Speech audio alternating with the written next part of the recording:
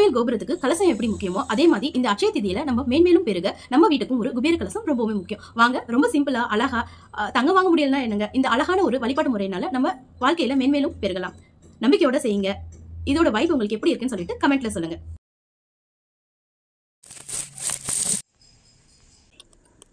Miss பண்ணாம இந்த வீடியோவை கடைசி வரைக்கும் பாருங்க.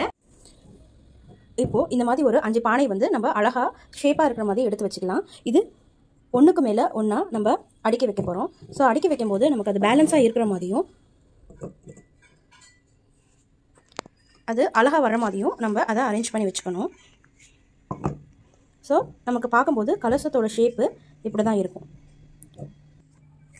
ஒரு சின்ன பவுலில் இந்த மாதிரி தண்ணி எடுத்துட்டு இந்த மாதிரி ஒரு உப்புத்தாள் காகிதத்தில் இதை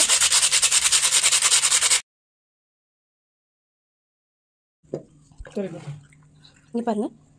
இப்போது இந்த பானையில் மேலே வந்து கொஞ்சம் கரடு முரடாக இருக்குது. ஸோ நம்ம இந்த மாதிரி உப்பு காகிதத்தை வச்சு நம்ம இப்படி ஸ்மூத் பண்ணும்போது நம்ம இதுக்கு மேலே பண்ண போகிற கோட்டிங் ப்ளஸ் டெக்கரேஷன் ரொம்பவுமே அழகாகவும் நமக்கு ஸ்மூத்தாகவும் ஃபைனல் ரிசல்ட் வந்து கிடைக்குங்க.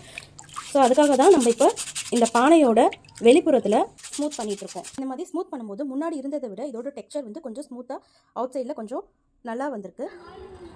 க்ரீன் கலர் அக்ரிலிக் பெயிண்ட் எடுத்துகிட்டு நம்ம ஒவ்வொரு பானையுமே அதை வந்து ரொம்பவுமே அழகாக வந்து பெயிண்ட் பண்ணி எடுத்துக்கலாம். 1 by 1 நான் இந்த பானைகளில் வந்து க்ரீன் கலர் வந்து பண்ணுறேன். ஏன் வந்து நான் க்ரீன் கலர் சூஸ் பண்ணியிருக்கேன்னா, குபேரருக்கு ரொம்ப வந்து பிடிச்ச கலர் வந்து க்ரீன் தான். ஸோ இது வந்து மணி அட்ராக்டிங் கலர்னு கூட சொல்லலாம். ஸோ அதனால் எலகண்ட்டாக நான் எல்லா பார்ட்க்கும் 1 by 1 க்ரீன் கலரில் வந்து பெயிண்ட் பண்ணி எடுத்துக்கிறேன். நம்ம ஸ்மூத் பண்ணதுனால இந்த கலர் வந்து அந்த பாட்டில் ரொம்பவுமே அழகாக வந்து ஸ்ப்ரெட் ஆகிருக்கு. அதோட எட்ஜஸ்க்கு எல்லாமே நான் கோல்ட் கலரில் அழகாக வந்து கலர் பண்ணிக்கிறேன். அதே மாதிரி எல்லா பார்ட்டுக்குமே கோல்ட் கலர் பண்ணிக்கிறேன். மிரர் ஆல்சோ வந்து மணி அட்ராக்டிவ் தான். அதனால் இதை நான் தாமரைப்பூ ஷேப்புக்கு அழகாக வந்து ஸ்டிக் பண்ணிக்கிறேன். இதே மாதிரி எல்லா பானைக்கும் நான் வந்து தாமரைப்பூ ஷேப் வந்து ஒட்டி எடுத்துக்கிறேன். இந்த மாதிரி சைடில் வந்து நான் சர்க்கிள் மிரர் வந்து ஸ்டிக் பண்ணிக்கிறேன். நெக்ஸ்ட்டு பார்ட்க்கு அது மேலே வச்சு நான் 1 by 1 ஸ்டிக் பண்ணிக்கிறேன். எதனால் இப்படி பண்ணுறேன்னா, அப்போ தான் நான் வந்து ரொட்டேட் பண்ணி பார்க்கும்போது அது வந்து எல்லாமே 1 by 1 இருக்கும்போது அதோட அலைன்மெண்ட் வந்து நீட்டாக இருக்கும். அதனால நான் இப்படி ஸ்டிக் பண்ணிக்கிறேன். ஸோ இதே மாதிரி தாமரை பூவும் சைடில் வந்து அந்த மிரரையும் வந்து ஃபுல்லாக வந்து 5 பார்ட்க்கும் நான் வந்து ஸ்டிக் பண்ணிக்கிறேன்.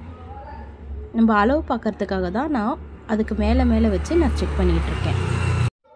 ஒயிட் கலர் பெயிண்ட் வச்சு நான் டெக்கரேட் பண்ணிக்கிறேன்.